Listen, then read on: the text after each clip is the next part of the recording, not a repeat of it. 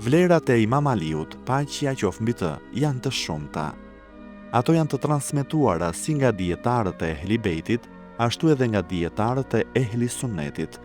Imam Aliu lindi në qytetin e Mekës, në xhamin Haram, në Qabe, ditën e Xuma, me datë 13 Rexhep, ose 30 vite pas ndodhisë së elefantit.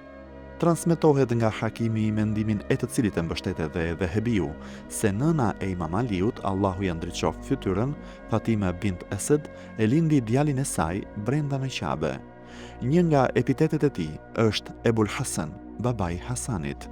I dërguari i Allahut, paqja dhe bekimi i Allahut qoftë mbi të dhe mbi familjen e tij, i vendosi një epitet tjetër, i cili është Ebu Turab, babai i tokës. Kjo, pasi i dërguari i Allahut, paqja dhe bekimi i Allahut qoftë mbi të dhe mbi familjen e tij, e pa atë një ditë teksa po qëndronte gjatë në sejdë mbi dhe.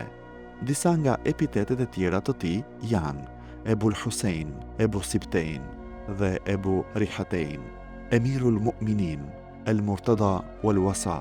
Gjithashtu, i dërguari i Allahut, paqja dhe bekimi i Allahut qoftë mbi të dhe mbi familjen e tij, e ka emërtuar edhe me epitetet Sayyidul Muslimin, zotëria i muslimanëve, Imamul Muttaqin, prijesi i të devotshmëve, Qaidul Ghurri Muhajjalin, Sayyidul Awsiya, Sayyidul Arab,